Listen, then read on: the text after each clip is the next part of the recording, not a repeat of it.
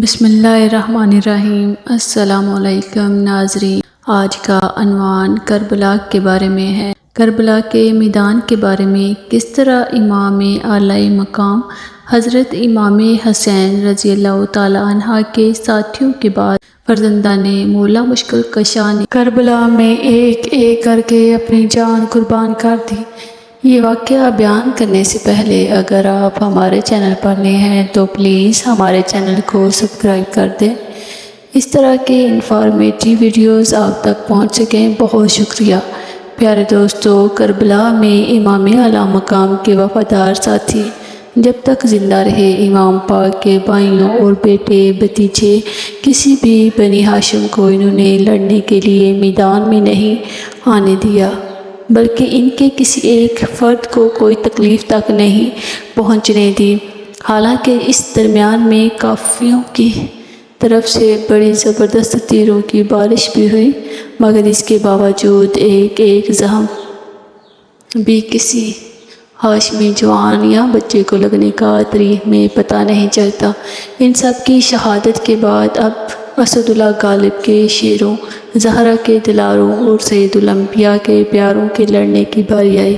فرزندان حیدر اقرار مولا مشکل کشا حضرت ابوبکر بن علی نے آگے بڑھ کر امام کی خدمت میں عرض کی، بھائی جان مجھے بھی اجازت دے۔ آپ نے فرمایا، بھائی تم ایک ایک کر کے مجھ سے جدا ہوئے جا رہے ہو۔ انہوں نے کہا، پیارے بھائی آج میرے پاس اس جان کے سوا اور کچھ نہیں، وہ آپ پر نثار ہے، اس کو قبول فرما لیں اور مجھے اجازت دیں۔ آپ نے مجبوراً اجازت دی، میدان میں تشریف لائے۔ انہوں نے لڑنا شروع کیا اور یہ ثابت کر دیا کہ میں شیر خدا کا فرزند ہوں۔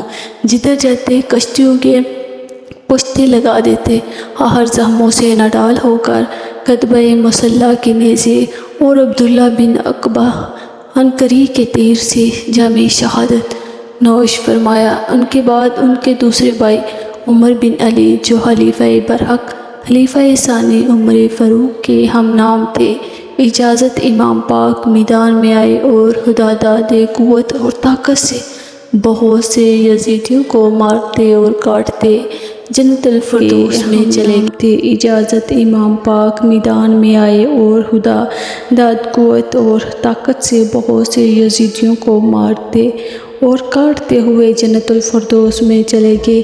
اس کے بعد ان کے تیسرے بھائی عثمان بن علی جو خلیفہ برحق خلیفہ ثالث عثمان ذو النورین کے نام سے مشہور تھے، اپنے دو بھائیوں کا خون زمین پر بہتا ہوا دیکھا تو آنکھوں میں دنیا اندھیرا ہو گئی۔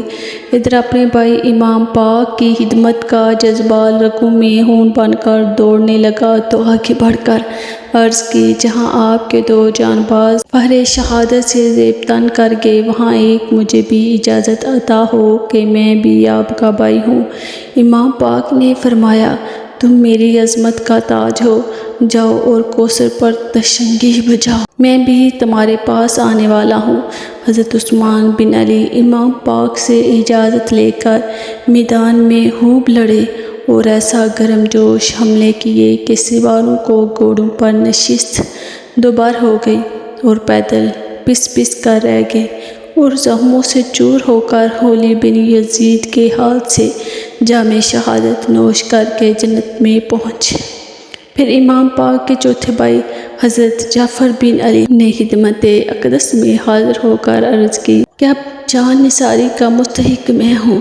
امام پاک نے ایک نظر ان کی طرف دیکھا اور فرمایا، بھائی جان بہادری کے جوہر تمہاری پیشانی سے چمک رہے ہیں، لیکن تن تنہا لڑ کر کوئی واپس نہیں آیا، اس لیے بہتر ہوگا کہ ایک ایک کر کے لڑو۔ حضرت جعفر نے کہا، بھائی جس سر میں جان بازی اور جان نثاری کا سودا ہوا، اس میں قلت و کثرت کی فکر کہاں سما سکتی ہے؟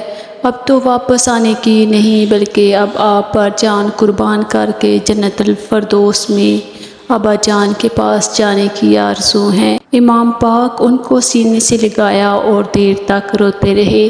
حضرت عباس بن علی کے علاوہ یہ آخری بھائی رہ گیا تھا جو جدا ہو رہا تھا۔ وہ بھی امام پاک کی اجازت سے میدان میں آئے اور شہادت دے کر جنت کو پہنچ گئے۔ شہادت فرزندان امام حسین بن علی چاروں بھائیوں کی شہادت کے بعد حضرت امام کے حقیقی بھتیجے عبداللہ بن حسن آگے بڑھا اور عرض کیا، اے چچا جان، مجھے بھی لڑنے کی اجازت فرمائیے۔ امام پاک نے ان کو سینے سے لگایا اور بہت سمجھایا مگر سوائے اجازت دینے کے کچھ بھی بن نہ پایا، اور شیر پیشہ شجاعت میدان کارزار میں آئے اور تلوار بلند کی۔ وہ جوہر دکھائے کہ لشکر اعداء میں کھلبلی مچ گئی، ثابت کر دیا کہ میں شیر خدا کا پوتا ہوں۔ عمر بن سعد نے کہا، اس جوان کو گھیرے میں لو اور قتل کر دو، اور بختری بن عمرو شامی 500 سواروں کے ساتھ آگے بڑھا اور آپ کو گھیرے میں لے لیا۔ آپ نے ڈٹ کر مقابلہ کیا اور زخموں سے چور چور ہو کر جام شہادت نوش فرمایا۔ انا للہ و انا الیہ راجعون۔